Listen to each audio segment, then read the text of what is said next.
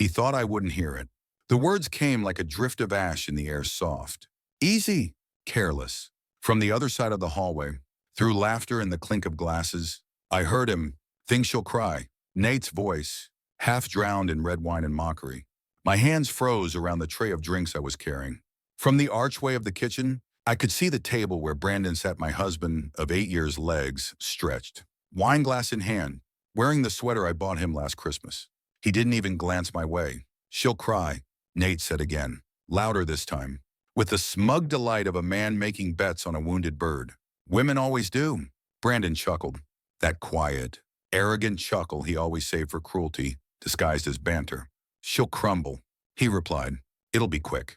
The others laughed, his brothers, his best friend Aron, they toasted something I couldn't hear. I couldn't hear much. Actually, not over the sudden rush of blood in my ears, not over the sharp silence breaking behind my ribs. I turned around slowly, retracing my steps into the kitchen.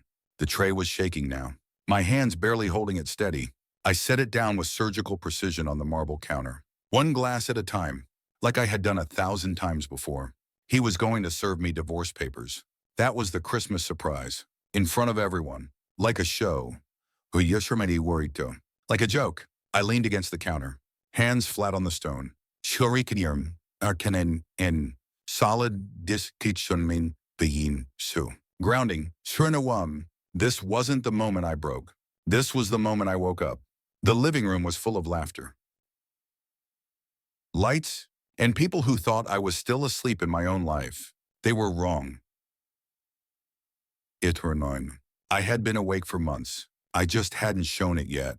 Brandon always liked his power invisible. That was his trick. No raised voices, no bruises, just silence used as a weapon. Sarcasm masked his charm. I could leave anytime, he used to say at dinner parties. Everyone would laugh, and so would I. But it always hurt. It started with jokes. Then came the condescension. Then the loneliness. It wasn't dramatic, it was subtle. Like water dripping in the same spot for years until the foundation collapses. I remember the first time I stopped wearing makeup. The first time I skipped a book club. The first time I deleted a message from my sister without replying. None of them were catastrophes. They were quiet goodbyes to pieces of myself I thought weren't worth defending anymore. Because Brandon made it seem like I was always a little too much. Too emotional. Too sensitive. Too opinionated. He never yelled. He didn't need to. He just reduced me, one correction at a time, one look at a time, until I looked at myself and didn't see anything sharp anymore. Just the soft outline of someone who smiled too much and apologized too easily. And now he thought I'd cry. He didn't know me at all. I walked upstairs while they laughed, while they drank, while they toasted to my undoing. I opened the drawer where I kept the envelope, not the divorce envelope. The one with the napkin. He signed it a year ago. He was drunk, laughing. It was supposed to be a joke. You want me to sign something? He'd said. Fine. He scribbled his name without looking, without reading. I kept it, not because I planned to use it, but because something in me already knew. I didn't cry when I found it the next morning. I didn't tear it up. I just folded it, tucked it away, and eventually, I had it notarized. I told myself it was nothing. Insurance, a whisper of dignity, saved for later. I never thought later would be now. Christmas Eve used to mean lights, warmth, cinnamon, and memories of one. This year, it felt like a stage. I played the part well, the hostess, the perfect wife, the giver of gifts. Not grief, but under the surface, I was building something. They thought I would be blindsided. They didn't know I'd been watching for years. Later that night, when the house was quiet, I sat on the edge of the bed and stared at my reflection in the mirror. Not to admire, not to despair, just to remember who I was, who I used to be, who I had become. He was asleep, of course, mouth slightly open, still reeking of whiskey and triumph. He had no idea. I took a deep breath, and in that breath, I stored something ancient. Not anger, not fear, but resolve. You do not have to scream to be heard. You do not have to strike to win. You just have to endure long enough to choose the battlefield. And he had already chosen mine. Christmas dinner. In front of everyone. That's when he would strike, and that's when I would answer. Not with tears, not with pain, but with paper, signed by his own hand. After that night, I didn't flinch. Not when he came home late smelling like someone else's perfume. Not when he made another dig about my spending habits in front of his friends. Not even when he forgot our anniversary and brought home takeout like nothing happened. Silence became my weapon. Not the kind born from fear, but the kind you learn from watching storms. You don't outrun them. You anchor yourself. Brandon mistook my silence for surrender. He believed the fire in me had burned out. But what he didn't see was that I was building a fortress, one quiet, calculated act at a time. The first thing I did was clear space, not in the house. This sortie you wonders. In my mind, I stopped reacting. I stopped explaining. I stopped hoping for things he would never give me. Instead, I observed. I took notes literally. A spiral-bound notebook hidden beneath the lining of my closet drawer. In it, I wrote down everything, dates, sortihinanaronmas, comments, moods, tersis or uncertain, times he didn't come home, names that appeared on receipts and messages, the way he treated me when no one was watching. It wasn't rage that moved my hand. It was clarity, like a surgeon tracing an incision before the first cut. Like a chess player studying the board 4 moves ahead. The second thing I did was revive old alliances. I called Jenny. We hadn't spoken in weeks, maybe months. The kind of silence that grows between people when one of them is slowly fading inside their marriage. She picked up on the third ring. Stefta Summer, certain where you on him. Just that my name. I didn't need to explain. She came over the next evening with a bottle of wine and a lawyer's phone number written on the back of a grocery receipt. She didn't judge. Didn't ask, just looked at me like she'd been waiting for me to remember who I was. Together, we scanned the napkin, saved the file in multiple locations. She even printed a copy, sealed it in an envelope, and wrote "use when he thinks you won't." I almost laughed, but it caught in my throat, because somewhere between my breath and my restraint was the echo of the woman I used to be. And she wasn't gone, just waiting. Brandon still thought he was in control. He made jokes at my expense in public, dismissed my opinions, dangled money like a leash, but I had stopped responding. My silence unnerved him. He'd say something cruel, and I'd smile too calm. He'd leave for the gym, and I'd wave too pleasant. He'd come home to dinner still hot on the stove. He thought I was softening, but I was sharpening. It's remarkable what you can learn when you pretend to be deaf. One night, I overheard him on the phone. The tone was hushed but not careful. No, no, no, not to you. She doesn't suspect anything. I'm going to make it official. Christmas dinner. I sat on the stairs in the dark, listening, counting breaths between lies. He planned to file and serve me papers on Christmas Day, with witnesses, with fanfare, a performance, but what he didn't realize was, I had the script too. I started preparing my own act. I booked a quiet consultation with Jenny's lawyer, who told him about the napkin, the history, the whispers, the silence. He said, "This isn't revenge. This is protection." We amended the original document, made it watertight, outlined spousal support, asset division, custody rights. Brandon was arrogant enough to think signing a drunken joke had no consequence. But the law didn't see it that way. He wrote his name, dated it, uncoerced, voluntary. A signature is a signature even when you're laughing. In the evenings, after Brandon fell asleep on the couch, I'd sit at the dining table with a cup of herbal tea, reviewing spreadsheets of our bank accounts, flagging patterns he didn't think I'd notice: cash withdrawals, hotel charges, wire transfers. Not rage, not despair, just data, just as steps. I wasn't seeking revenge. I was reclaiming territory. Myself. Brandon's behavior began to shift. He got bolder, looser with his words, more careless with his secrets. I once watched him flirt with a woman in front of me at a friend's wedding. Her hand lingered on his arm too long. His smile didn't falter. When he turned back to me, I smiled too. "You okay?" he asked. "Perfect," I replied. He never knew how dangerous that word had become in my mouth. Some nights, I'd lie awake staring at the ceiling, hand over my stomach, feeling nothing and everything at once. I didn't cry. Not because it didn't hurt, but because I'd already cried enough into the kitchen sink, into cold pillowcases, into voicemails I never sent. Now I was conserving water. Now I was planting seeds. Now I was waiting, not for him to change, but for the moment I'd no longer need to pretend. It was supposed to be funny.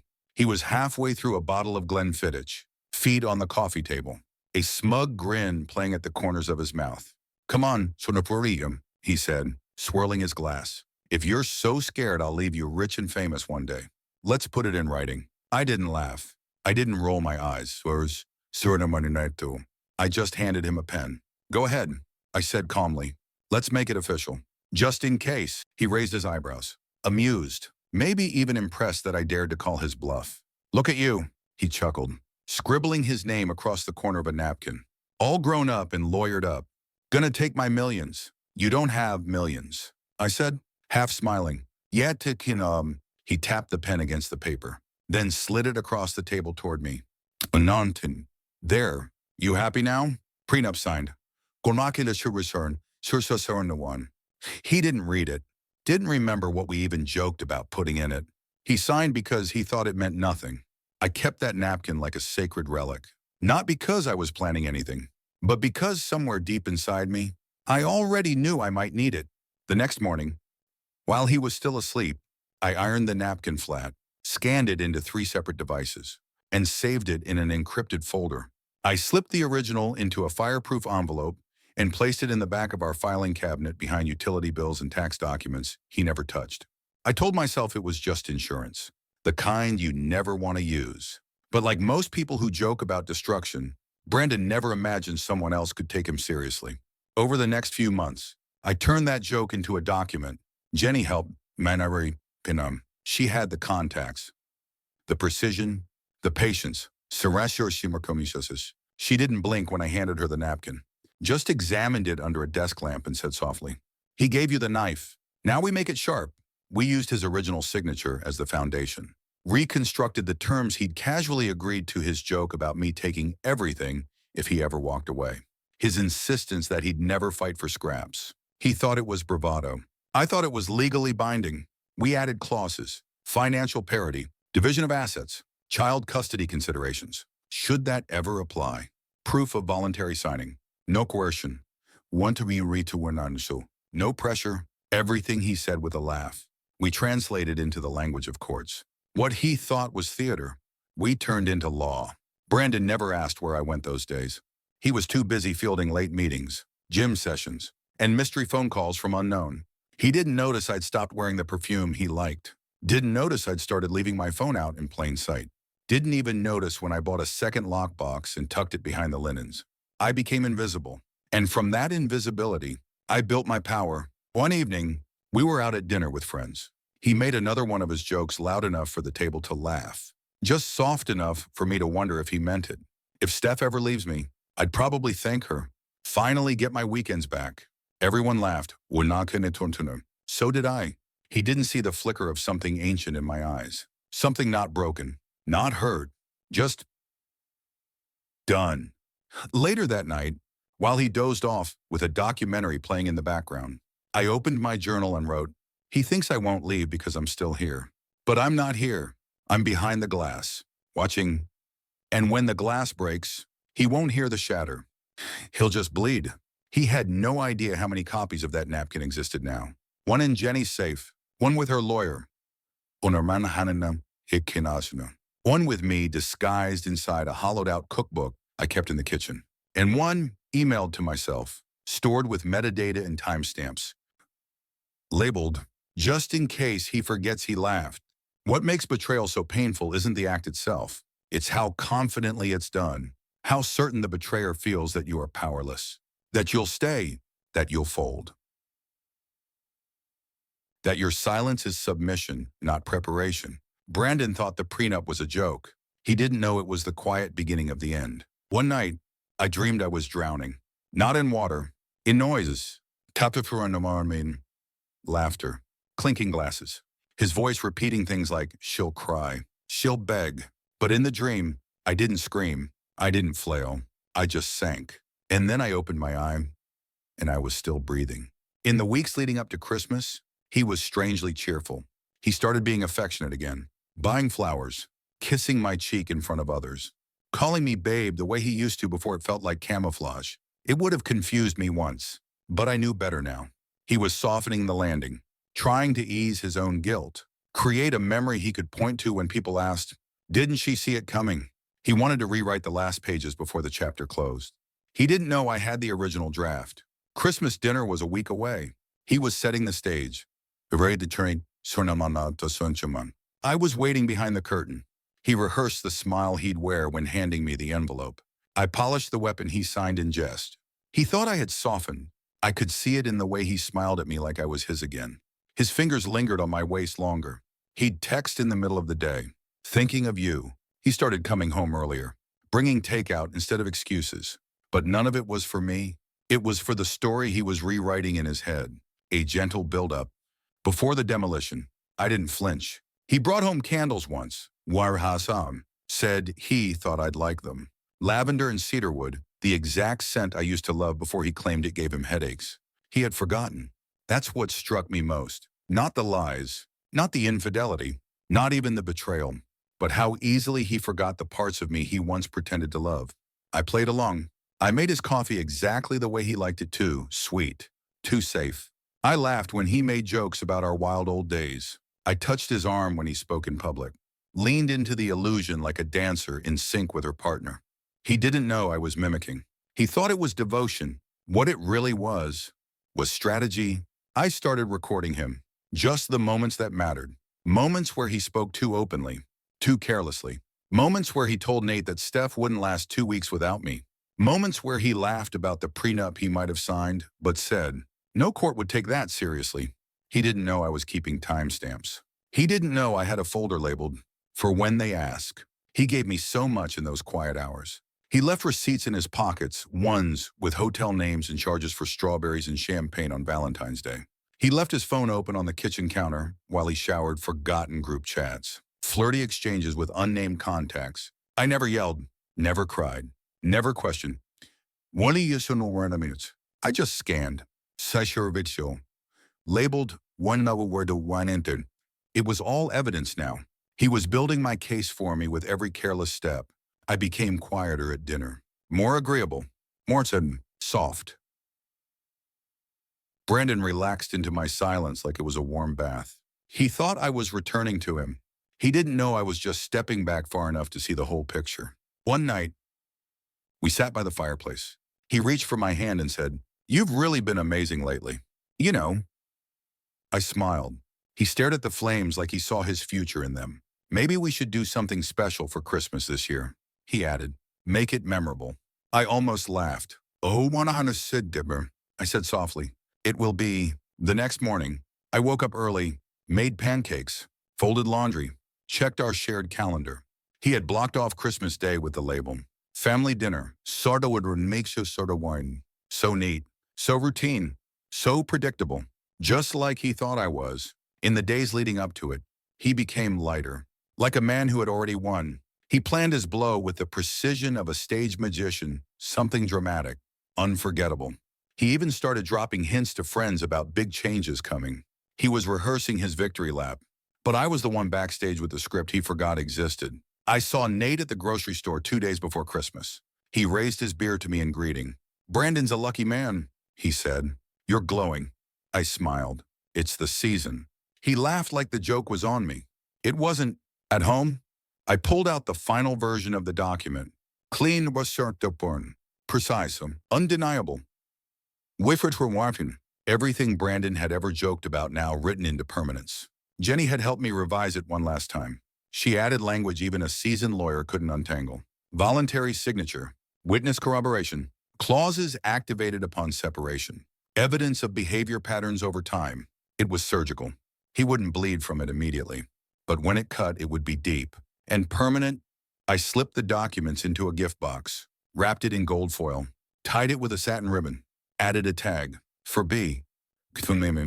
With love. I placed it beside the dessert forks in the dining room cabinet, exactly where I'd retrieve it after the turkey was carved, and the wine had made everyone too relaxed to interrupt. That night, Brandon laid beside me, Talking about football and holiday bonuses and whether his team might make playoffs, I murmured responses. Kept my voice even, my heart steady. He kissed my shoulder. You're gonna love this Christmas, he whispered. I didn't reply. I just stared into the dark and imagined the sound of paper tearing across the hush of the dinner table. The next morning, I cleaned the house top to bottom. I lit the cedar candles, hung the wreath on the door, made his favorite cinnamon apple pie. He watched me with a smile. You're radiant lately, he said. What changed? I looked at him. I did. He grinned like it was a compliment for him. I walked away. The day before Christmas, Beth called. Want me to bring the wine or dessert? Both in Hammersturm. I said. She laughed. You okay? I paused, then answered. I will be. I didn't sleep the night before. Not from anxiety. From clarity.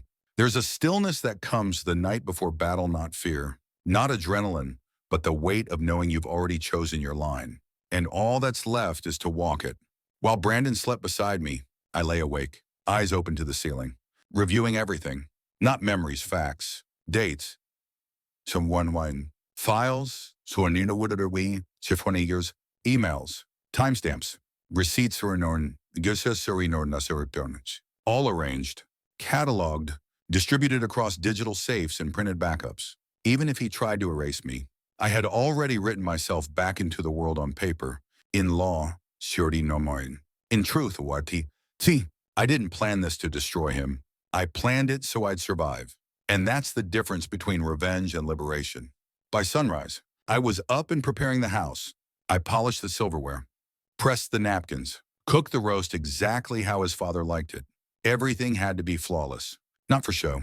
For contrast, so when the rupture came, it wouldn't be loud. It would be silent, surgical. Final. Jenny called around 9 a.m. I just sent final copies to your cloud. Metadata embedded. Redundancy intact. Thank you, I said. You ready? I looked at the perfectly wrapped gold box on the entryway table. Then at the envelope I tucked inside my purse, the one he'd be handing me. Yes, as Summer says so. I said, and so is he. He just doesn't know it. By noon, the house was full. Brandon's parents, his brothers, my sister Beth, a few cousins, Narunesor and Durham, of course, standing too close to the wine, laughing too easily. They all greeted me with warmth. I returned it with practiced grace. A hostess, wife. Smile. The mask I wore didn't feel heavy anymore. It felt strategic. Brandon carved the turkey like a champion. He wore the maroon sweater with the stitched reindeer, the one I had bought him 2 Christmases ago. Before I stopped buying things I couldn't return. He looked proud, comfortable, like a man who was about to win something. I let him believe it. Dinner was loud, filled with small talk and wine-fueled laughter. He played his part perfectly, toasting me, complimenting the food, rubbing my shoulder when someone brought up what a good woman you've got. I smiled, tilted my head, gave him every performance cue he expected. Inside, I was already gone. Already on the other side. After the plates were cleared and dessert talk began, Brandon stood, tapped his glass with a butter knife. A hush rippled through the table. Here it was, the show. I've got a little something for my amazing wife, he said, fishing into his jacket. A gift I've been meaning to give for a while. Laughter. Anticipation. Beth raised an eyebrow. She had no idea what was coming, but she knew me. And she knew the silence wasn't nervous. It was loaded. Brandon walked to my side and placed the envelope before me. When Jordan plain. No bow. Just deliberate humiliation disguised as civility. Merry Christmas. Bapi Hitini, he said. I looked at it, held it for a beat, then opened it. Inside, petition for dissolution of marriage. Already signed, already filed. He'd even highlighted sections, like he was proud of them. I nodded once, then reached into my purse. Thank you, I said. My voice was calm, soft. A little too soft. Brandon blinked. Then I signed Nakoshirish Kurmakamber. One stroke. Searcho. Clean. Read Wahanton. Precise. I capped the pen, if Trimwantinonowam, slid the envelope back to him. He looked confused. That's it. That's it, I echoed. Then I reached under the table, lifted the gold box, set it gently between his plate and the remains of his performance. "What's this?" he asked. "Your real gift," I replied. Nate leaned forward. Curious now, Brandon tore at the ribbon, pulled apart the wrapping, opened the folder. "If Fuanananoanamenance," read the first line, and his face changed. It was subtle at first, a blink, a twitch at the corner of his mouth. Then a second scan, a third. His lips moved as he read the clauses. He didn't speak, not for a while. Finally, he looked at me. In Miri. "What is this?" I took a slow sip of wine. "The agreement you signed last year," I said gently. "The one you laughed her through, but I filed first." I nodded. "And that's what activates it under your terms." Nate stared at the paper now, blinking. "Wait, this is real?" Brandon didn't answer. He was flipping pages like he could undo them with speed. My sister Beth placed her fork down. Quietly, she understood now. "You can't do this," Brandon said finally. I didn't know what I was signing. "No coercion," I replied. "Voluntary." "Emihana." Witnessed, notarized, and now reinforced. He stood abruptly, chair scraping against the floor. "You planned this." I smiled. "Oh. Brandon, Yorinian Punchum, you did?" I just prepared. The table was silent now. Even his father had stopped chewing. His mother stared at the flickering candle in front of her, like it was the only steady thing left in the room. Then I reached into my purse one last time, pulled out a second envelope, thin, square, Dashir Misliwarn, laid it beside the prenup. He didn't touch it at first. Then Mindway Shuddery, slowly, he opened it. Inside a sonogram photo, dated 8 weeks. I didn't speak. I didn't need to. The image said everything. His eyes widened, then narrowed. A flicker of something pride. Waukiletunchon, joy, panic. Passed through him, then calculation. But it was too late for that now. I looked around the table, at the people who used to see me as his wife. Now they were seeing something else. Someone else. Santomwam. Someone they had underestimated. Brandon tried again. Softer this time. "Steph." I raised my hand. "No." Just one word. "Firm Mandurtinadu." Then I picked up my fork. "Apple or Pessian?" I asked the table. Beth swallowed. "Apple wishes sure and churniwern. So, same." I passed the pie without looking back at him. That night, I slept soundly for the first time in years. The locks would be changed by morning. The documents had already been filed. The war was over. And I had never even raised my voice. He didn't show up the next morning. Not a message. Not a call. Not even a slam of the door like he used to when we argued. Just absence. The only trace he left was the sound of that chair dragging across hardwood and the scattered mess of shredded wrapping paper and ruined pride. I stepped into the living room in my robe and slippers, wrapped my hands around a mug of coffee, and stood by the window. Snow had started to fall, not a storm. Just soft flurries drifting through the quiet street like the air itself was letting go. And I did too. Not with tears, but with stillness. That's the part people don't understand about leaving. It's not always running. Sometimes we're in durasishowan. It's just not waiting anymore. By noon, I'd called the locksmith. "Emergency or standard?" he asked. "Standard." "To me," I replied. But today, he came at 3. "Quiet." Professional 1 out of 1 and in Mintabanan. No questions. I handed him a ring of keys and simply said, "Make sure none of these work anymore." He nodded. And when he left, he gave me a new set clean, smooth if shuritin on shurit etum, untouched. It felt ceremonial, like the first real thing I'd owned in years. Not just the key, the decision. The next few days passed slowly.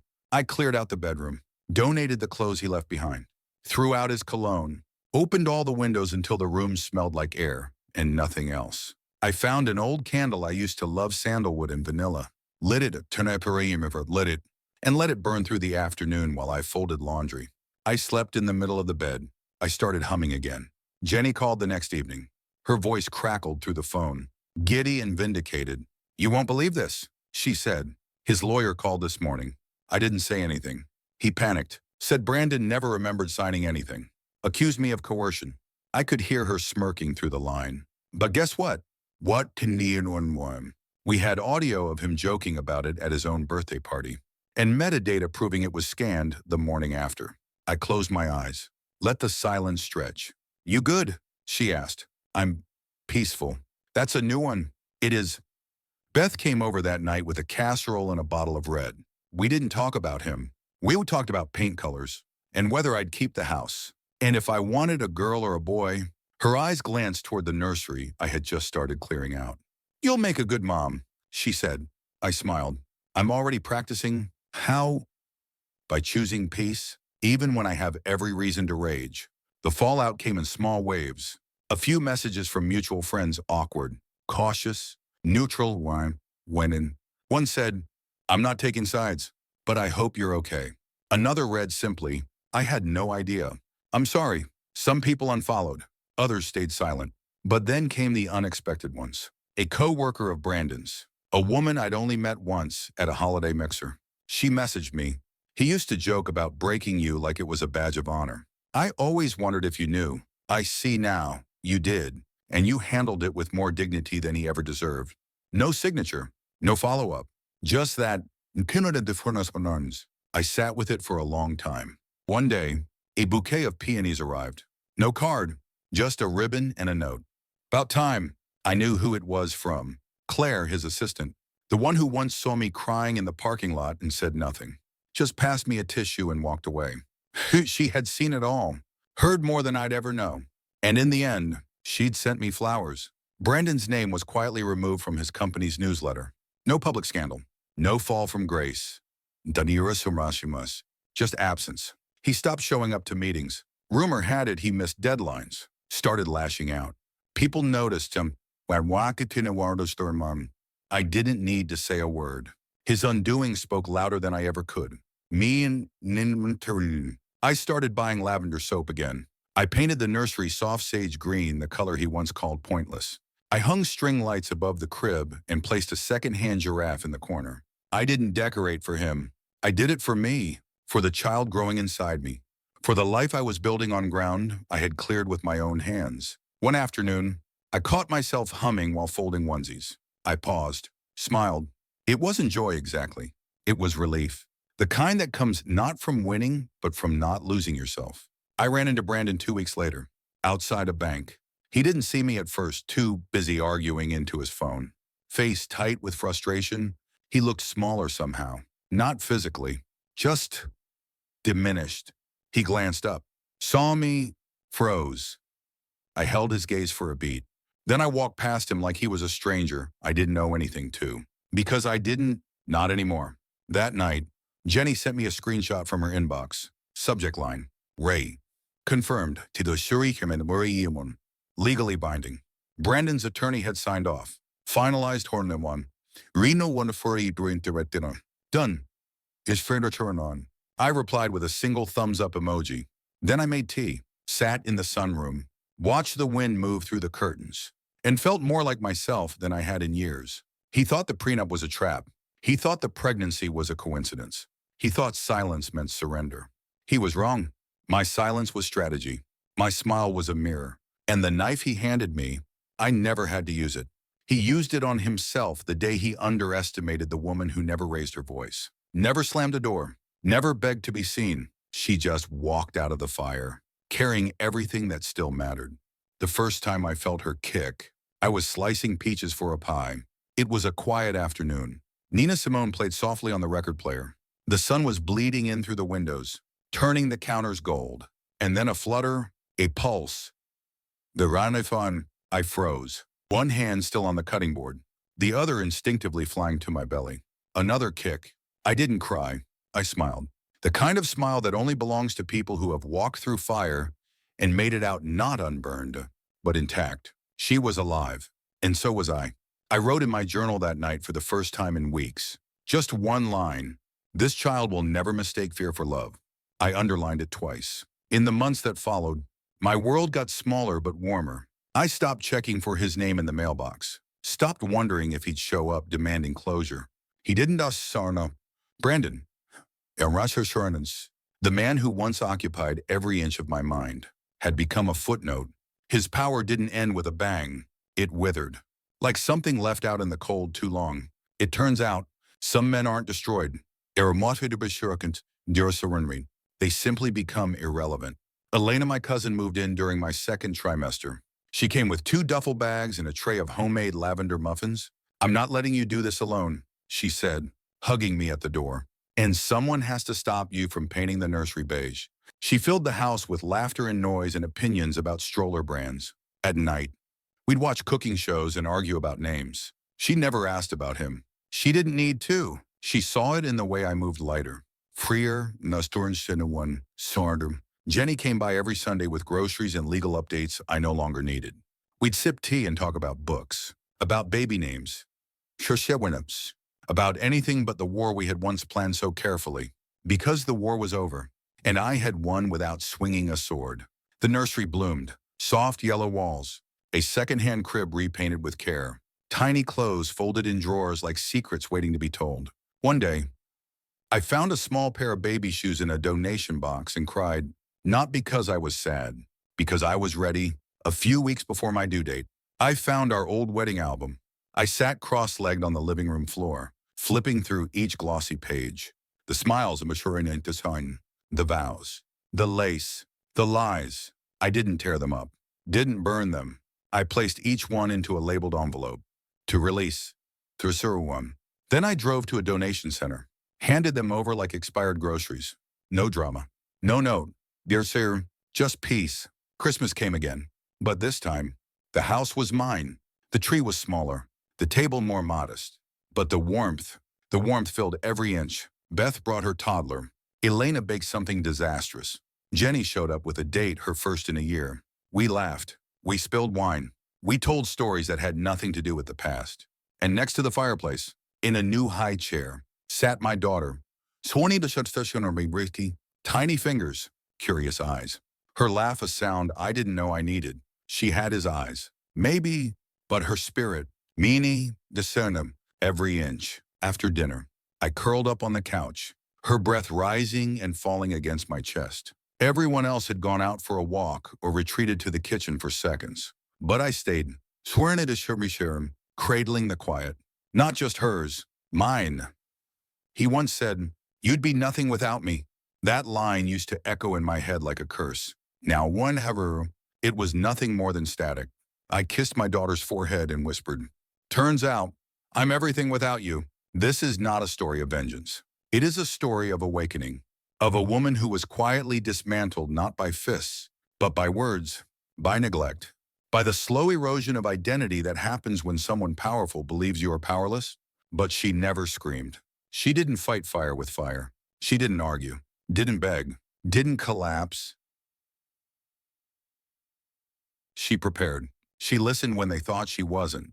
She documented what they assumed she'd forget. She smiled when they wagered on her weakness. And when the time came, she answered humiliation with precision. Not revenge strategy, not chaos clarity. And in doing so, she reclaimed something greater than dignity, direction. This story is a reminder.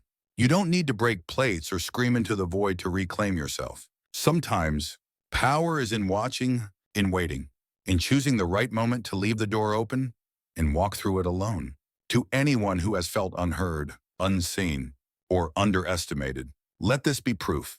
You do not have to explode to be powerful. You do not need their permission to be free. And your silence, it can be louder than their cruelty if you wield it like a blade made of memory, truth, and quiet faith.